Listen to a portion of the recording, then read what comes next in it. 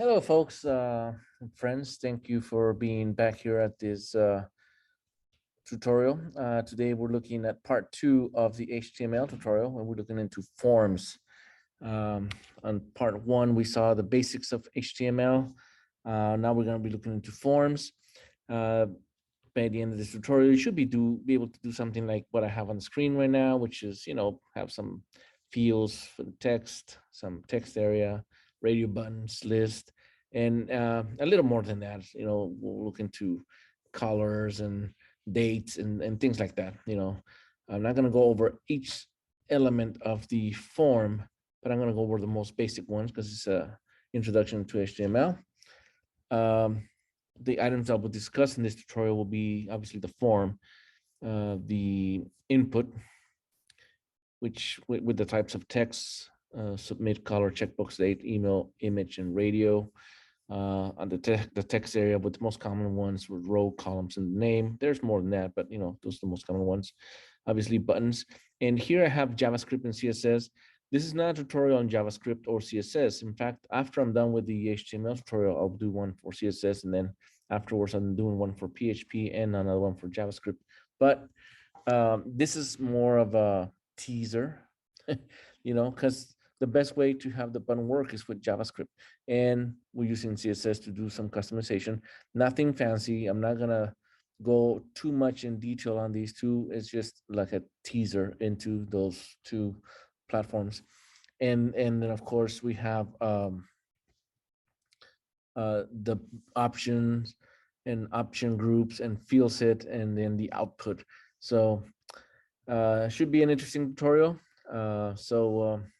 Let's get to it. All right, guys, so let's go ahead and get started. I got a few examples to demonstrate how we do forms. Obviously, the one requirement, if you will, is that we use the element, the tag form, obviously. So this first example, we have a comment, doc type HTML, input example by Ray Ojeda, HTML language English, right? This is optional, but we're doing it here in the United States. On my head, I have the char set, and the title is input example by Ray Ojeda. Okay, so here's the body right here, is the body of the first example. And the main topic here is form. And notice how I'm using brackets, by the way. That's the program that I use, the IDE that I use for my stuff. Here's my form. Now, forms by default don't do anything in HTML. I mean, you can make a form that's look pretty, it does, but it's not going to do anything unless you have a underlying program that will do to tell the form what to do, tell HTML what to do.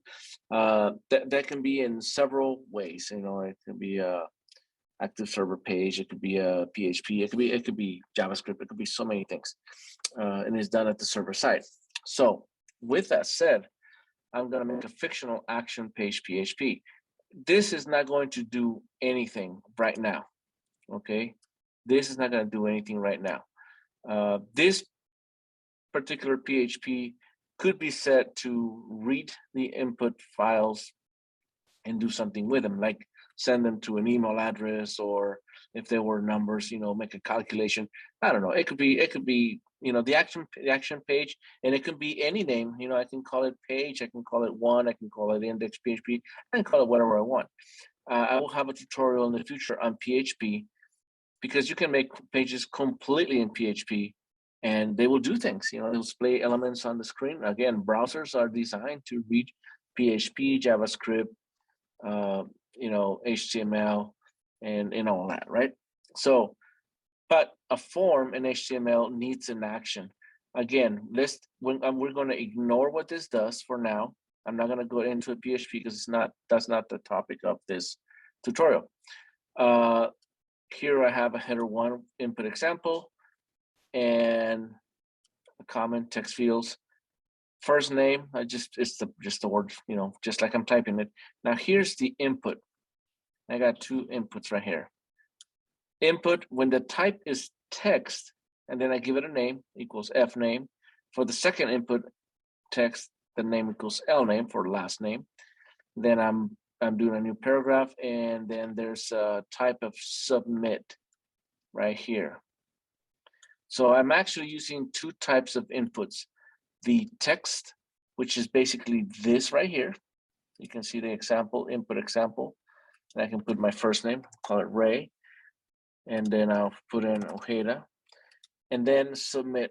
Now, when I click on submit, because this is a type submit, what the form does, what HTML does, the browser tells the computer, hey, now that you've done this submit, go to this page and see what's next. This is what's really gonna tell me what's gonna happen.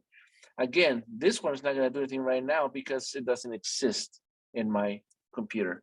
I don't want to do any PHP for this tutorial. So the submit tells the browser to go act to get this file right here and do something. Now, in my part 1 of the tutorial, I use Microsoft Edge. I'm using a Mac computer, a MacBook, but I decided to use Safari for this example, only because I wanted to prove to you guys that, it doesn't matter what browser I have. Most browsers, if not all of them, they work perfectly with all of the new technologies, HTML5, CSS3, PHP, you name it, they do great. So I decided to use Safari, and here it is, input example. Now notice it says input example. I'm going to delete that, and I'm going to save it. And then I'm going to reload my page. And yes, of course I want to reload. Here it is, input example. The actual HTML starts from doc type because I had that input type example is a comment for myself. See, what I'm doing to save time is I've typed it in, I typed my examples, and then I'm just going to copy paste. But don't worry about that. So here's my input example here's my H1, that's this right here. And then first and last name, they're right here. And that's what the text, see how when I click on it, it does the little rectangle around it. The input here of type text, it does just that. It does a one-line text line, and I can put whatever I want. Now, giving it a name, so when my action page or whatever is here, it will find it by name. It'll know, oh, F name, here's this, and L name is this, and it'll know what to do. And then submit tells it to go do something. This was a form to go do some email, that action page will gather the information from these fields and email it to something, right? So that's just the most basic input example. I'm gonna go ahead and delete this. Again, I've previously typed my examples that I was going to use, and this is my second example, and I'm going to brackets. I'm going to save it. So before I reload my page over here, because this is a local file, I'm just reloading the page. In this case, I'm doing I'm adding. What I've decided to do, I'm going to leave my first name. Here's my first name. Here's my last name. They're going to stay. But I'm going to add a couple of checkboxes. And I can give it whatever value I want, A or B. The type is checkbox. Instead of A, option A, we can call this something like, I don't know, Ford and Toyota. And instead of that, I can do something like H2 cars owned, and then we'll do a new line. So it's gonna say cars owned, and then on the next line I have two checkboxes. Okay, so I'm gonna save that, and I'm going to reload it. And there it is, input example HTML. There's my text boxes. Now I got console in the H2. This right here is this. And now I got my checkboxes. See, I can check or unchecked either one. So there we go. Pretty straightforward. Again, the submit here goes into this file, and whatever I'm telling the computer, the browser to do in this file over here is what's going to happen. So I got my text files and I got my checkboxes. So pretty straightforward. Let's go ahead and do the third example. And I'm going to go to my little text file where I already had done this. And I'm going to do something else. So again, I'm going to keep my text files right there. There's my checkboxes. But now I'm going to use the type color. The type color, what it does, it allows the user to select a color. This color could be used. Let's say I'm doing a form and I want to customize it. I'm going to allow the user to customize what color to use the font, what color to use, I don't know, squares or buttons or whatever. If I was customizing this, this is how I would do it. Now there's an introduction to a few things here. First of all, I have the label. Label is suggested. I mean, do I need it? No, I don't need it. But it is recommended that you use it because label is something that can be searched by other like PHP and JavaScript and all that. They could be used to look for it. So it is a easier way to structure my information on the form. And within the label, I have some attributes. The for, which is usually my color in this case, because I'm telling my color and select your favorite color, my color. Now the input type is color. This is the actual input type, color. Then I have an ID and I have a name and I have a value. And the value here is like the default value, but I can change it, okay? I can change it. And again, I'm doing a submit. So I'm going to save this and going to reload it. Yes, I am. And again, I just added things. And here's my color. See, when I click on it, I can go select any color that I want and it'll change it. See, so basically it is used to select a color. Now you may be asking for yourself, well, why would I want to do that? Like I said, maybe when I select the color, if I added JavaScript to this, I can say, you know what, when I change this, go ahead and change the color of this text. That's just an example. I'm not going to do it right now, but that's just like an example of what it can do. It allows you to customize the colors you're using in your form. So that's what the color type does. Pretty easy and very, very customizable. Again, it works on any browser that you want. So, you know, let's do another example, but this time we're gonna keep adding. Again, I'm adding and adding and adding to my form. So here's my inputs for text, here's my checkboxes, here's my color. But this time I'm gonna add the birth date. I wanna know what your birth date, when is your birth date? And this is what I'm using, the type date. Input type date, there's an ID and there's a name. Again, we use these to tell the system, hey, you know, whatever date I put here is gonna go to ID and it's gonna go to name. I can use these for doing something with a form with PHP, or if I'm using CSS or anything like that, or if I'm using JavaScript. I mean, there's so many different things that I can use these for. So let's save it, and then I'm going to reload my page. And notice I have the same fields, and I'm just going to put Ray Ojeda. I'm going to do option A because that's what I have here. They took the cars away. I'm going to change the color. And now the birth date, it defaults to today's date, August 18, 2022. This is when I'm doing it, just 1818. But look what happens when I click on any of the fields of the date. I can go change it. I can go change it. And then, you know, if I select a particular date, it changes for me and I can change it, or I can type it.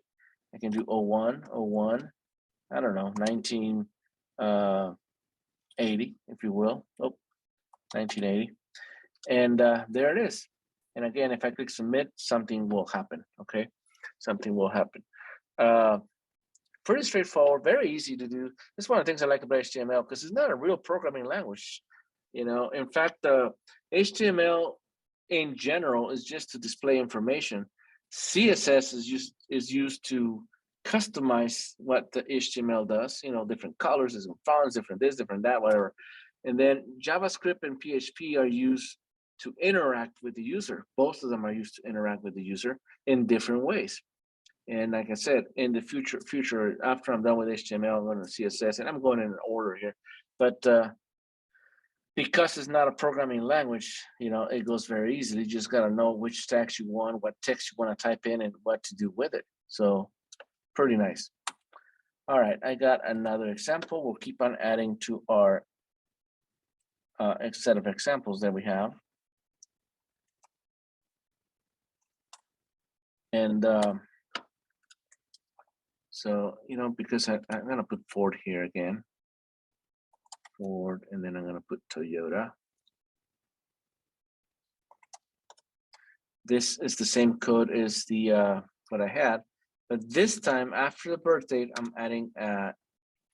actually doing two things here. First of all, I'm doing the type of email. Okay, I mentioned that we use label. Label is a good thing to use. I normally don't use label. I don't like using it personally. That's just my personal preference. But it is the experts say, and on the books, if you break it up in the book, it's gonna tell you, yeah, it's a good thing to use the label for multiple reasons, and they'll give you their reasons, and I'm pretty sure they're good ones. I just personally don't use it, but what I do use is the email. Now, the cool thing about the email is that it's expecting an email. It is expected. So the format. There's an email address at, domain, and so it could be abc@a.com or whatever, but it has to have the email format. You can't just put in your name or something like that. It has to be an email format. So, and the other thing I'm doing here, if you notice, is this. Now, I have in my path, this is the complete path. It was just, I have a button called submit. It's a little different. Why I changed it? I'm doing the type image. See here, type is email, type is date, type is color. Here I'm saying, you know what? Instead of the other being submit, remember I had submit, I'm gonna put an image, which I'm gonna call submit, and the alternate text is gonna be submit, and I'm gonna give it a width and a height. If I don't put the width and the height, it'll be whatever the image size it is. And the alternate text, this is for browsers. I don't know, I'm not a big fan of alt, only because I'm using a Mac, and if I use Windows anywhere, in another place, alternate is for alternate text. Is when for the old browsers that didn't support text. So I'm not even sure there are some out there that don't support graphics, but if they are, they would put in the word submit. And I'm using a graphic instead of, see, in effect, there is. That's what the image looks like. That's what it looks like. So I'm changing the little gray button for a submit button, and I'm adding the email. So I'm going to go ahead and save this, and I'm going to reload it. Yeah, I want to reload it. So here we go. I'm going to select Ford. I'm going to select the color. I'm going to leave the date okay. And now I'm looking for email address. I'm going to do Ray Ojeda at mail.com. Right? And it's expecting the user is expecting that ad, and it's expecting my domain, all that stuff. It has to be a valid email address. It will know. And of course, now look at this button. Now it says submit. If I click on it, what we'll do, it's going to look for this page right here. That's what it's going to do. It's going to look for that. I don't have an action page PHP. I didn't prepare one. So right now it's not going to do anything. But when I click on this guy, it looks for that guy. So here's my submit. So this is just like a way of making my form. If you notice, I'm making my form look a little bit different. So that is my form right there. All right. Now let's go for another example. I'm gonna keep adding things to it. This form right here. It's a little more longer. And Here we go. This one is going to require a little more explaining. Again, I got my first name and last name. I got my check boxes, got my color. When I was doing this, I put an A option A, B option B. I'm going to change this to the cars of Ford and Toyota. Only because I can. And you know what? Just because I can, I'm going to copy this and I'm going to paste it. And I'm going to put value C and I'm going to call it, I don't know, Nissan. Sure, why not? And so anyway, here's my color, my birthday, my email. Now, here is a type number. This is the first one that I'm putting here. I'm doing some three different things in here. So here's the first one. When the type is number, and here I put in grade and grade for the ID and name, I can select the minimum or maximum. As this states, it's asking for a number. It won't take a letter. It's asking for a number. And the cool thing is I can give it a range of 1 to 10. I can do 20 to 30. I can do whatever range I want. And that's the number that it's expecting. The other field that is new here is password. Now, the cool thing I have here, ID and name password. Now, the cool thing about this is that the characters are not viewable by the user. This is perfect for typing information and not displaying it on the screen. So someone is eavesdropping on you, you don't have to worry about it, right? You're not gonna see it. Another type difference here, I added the number, I added the password, and here's the telephone number. So the input type telephone number, as you may know, it expects a phone number. But you know, the phone numbers around the world differ on how we use it. The number of digits, we use in the United States 3 digits for an area code, and then there's 7 numbers after that. But you know, how can the browser know this if the browser is supposed to work in everywhere in the world? Well, here's my pattern. The pattern is an attribute that is added to the type telephone that tells it how to work. And I'm going to explain the one for the United States because that's the one we use here. We're expecting an area code between 0 and 9, and we're expecting 3 numbers. You notice how the 0 through 9 is in square brackets, while the number 3 it's in curly brackets. Then a dash. Then between 0 and 9, another 3 numbers, and dash, and then 0 through 9, but this time 4 numbers. So this gives me an area code that is 3 numbers, a dash, 3 numbers, a dash, and 4 numbers. That's what the pattern looks like. The numbers and how many digits. And then if there's any special characters, some people use dashes, some use spacebar, whatever it is. So 3, 3, and 4. So that's what is new here on the phone. We use the pattern. Very important to do the pattern when we do the phone. The password does not show. The number, you can have a minimum or maximum. You don't have to have them. I recommend that you do, okay?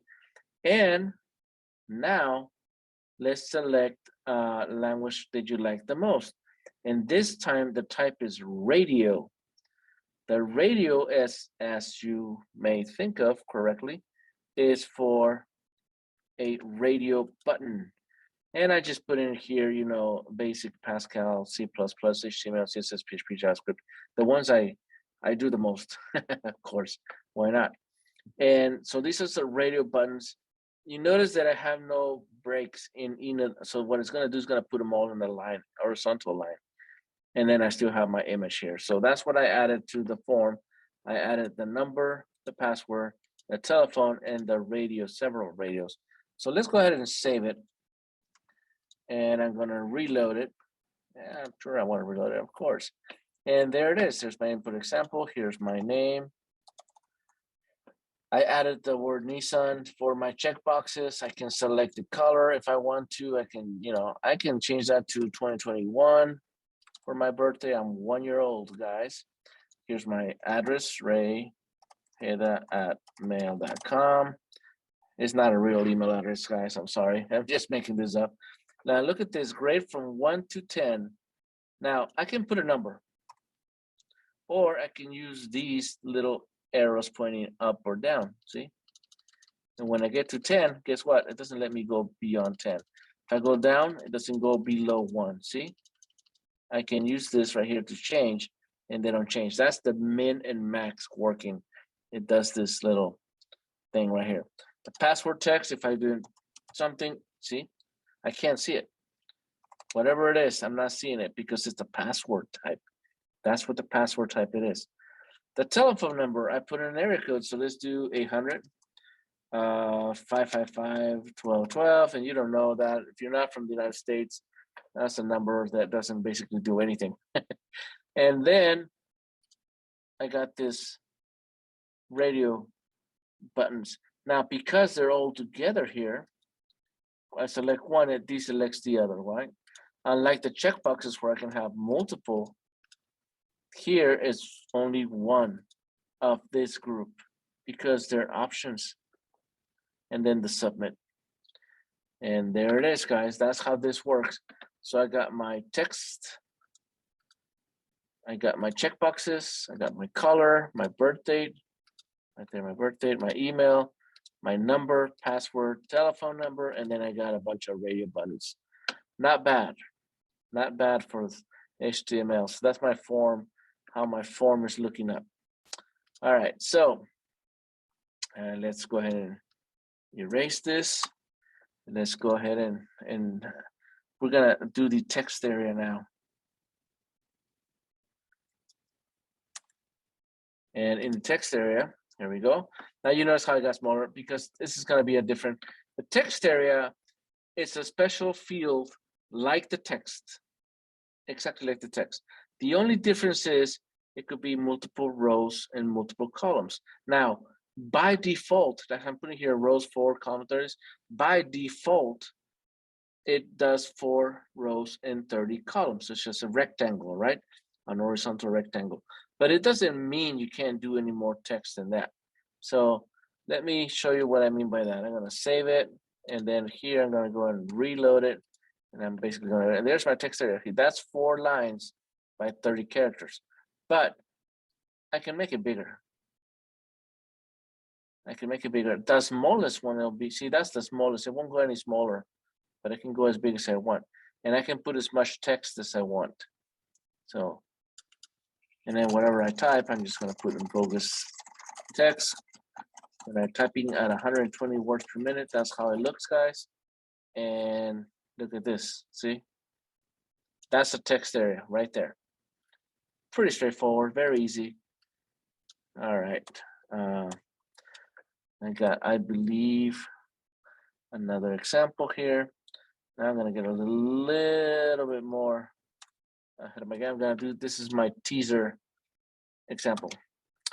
Now I'm doing a button example. But look what I'm doing here, guys. I'm using the style. See the style? This is new. Before I even go to the bottom, I'm gonna go to style. Now I'm not gonna explain cascading style sheets right now, but one thing you gotta know with cascading style sheets is you can define one of the 3 of them. You can do it to define by the style. In this case, I'm using .b1, so I'm looking for B1, and I'm giving it some things, changing the border, the color. The color can be in a specific name, or see how it gives me the color right there when I put in a hexadecimal, padding. I'm not going to explain any of these, guys, because it is just like a teaser. So you can, this is my way to hook you up to when I'm done with HTML and start doing my CSS, you can come back. But anyways, I'm changing things. This is what I'm saying. When you see B1, I want you to do these changes. Okay, that's what that means. And I can do as many styles as I want. Now I'm gonna go back here, buttons, and check this out. Button type, button. That's the type. See, that's the type is button. But I'm using this that you have. This is new to you guys. OnClick equals alert hello friends. What does this mean? This is JavaScript, guys. This is a 1-line JavaScript. I'm saying when I click on the button, do this. And this here, this is the button type button. This is the button class B1, and do this. Now, what does this mean? When I'm saying class B1, I'm saying, look, for this button, go do this.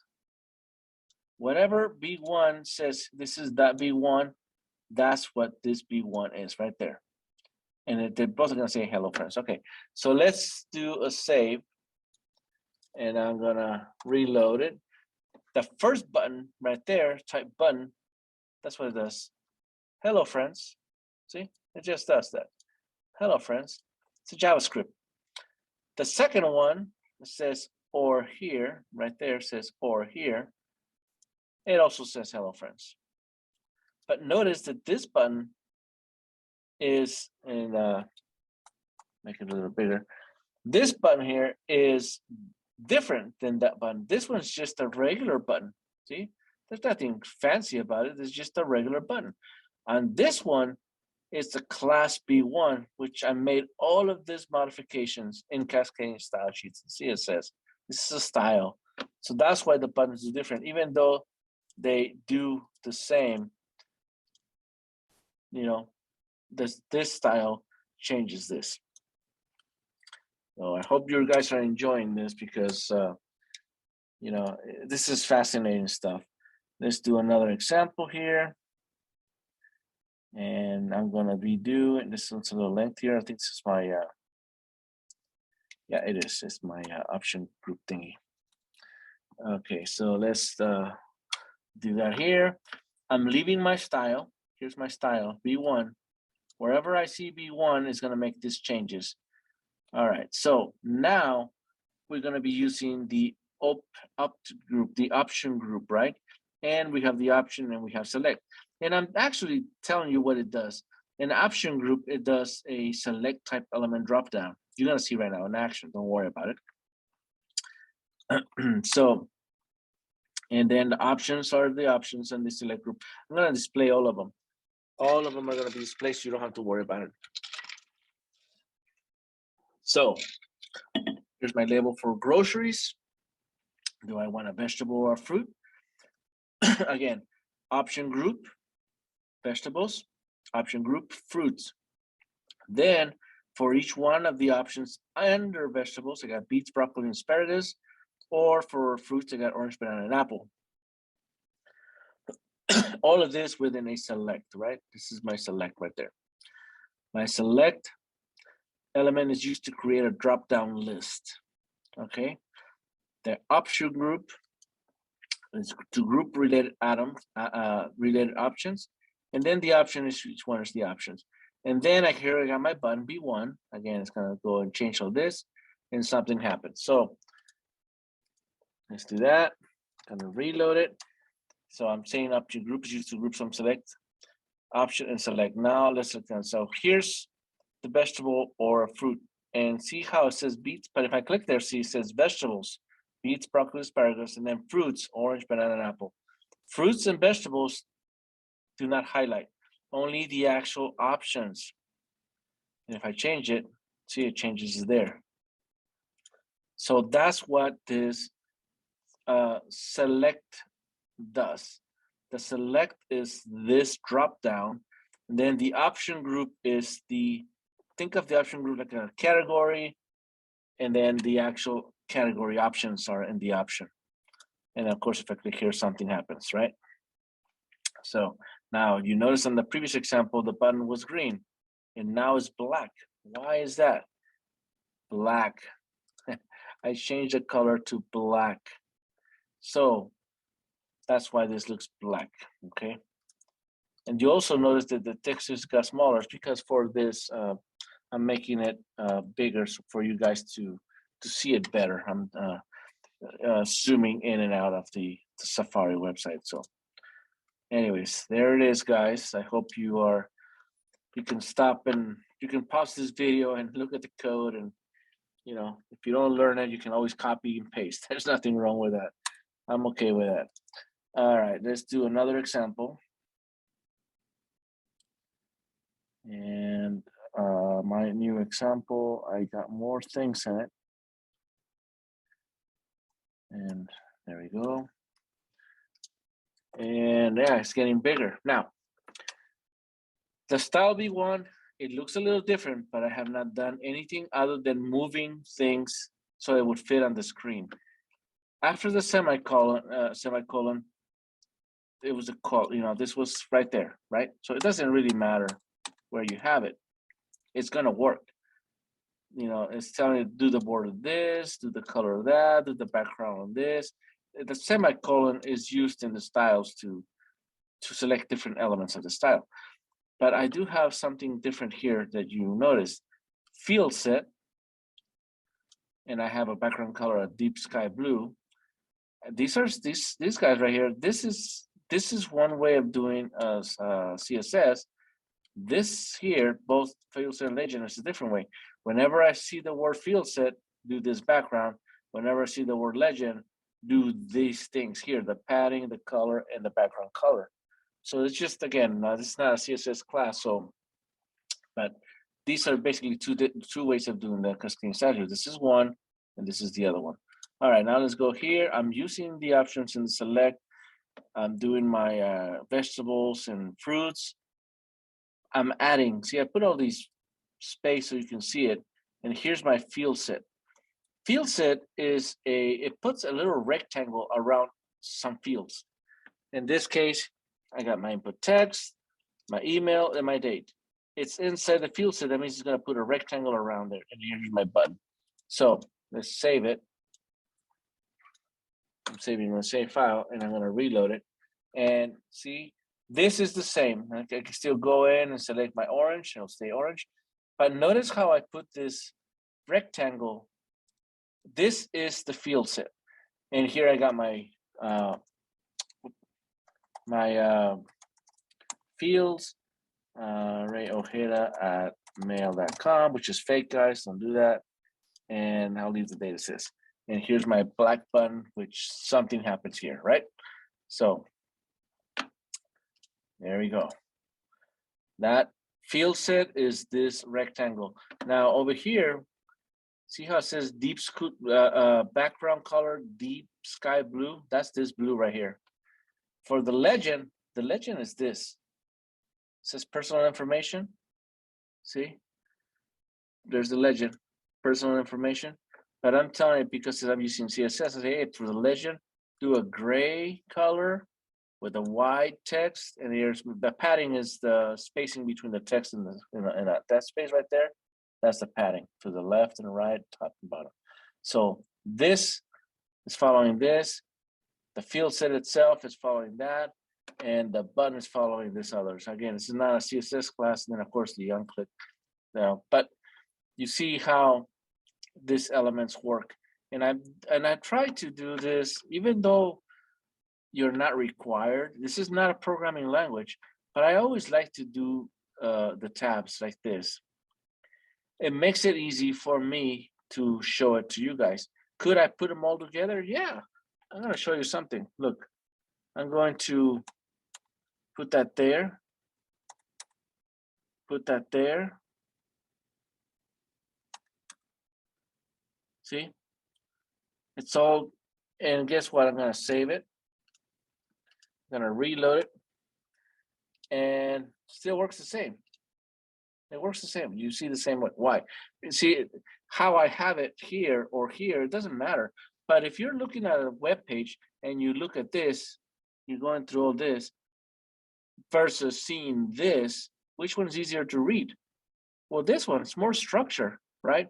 And for teaching purposes, this is how I like to do it. How many times have you gone to a web page anywhere, it doesn't really matter where it is, and you go right mouse click and you do view source, and this is what it looks like right here.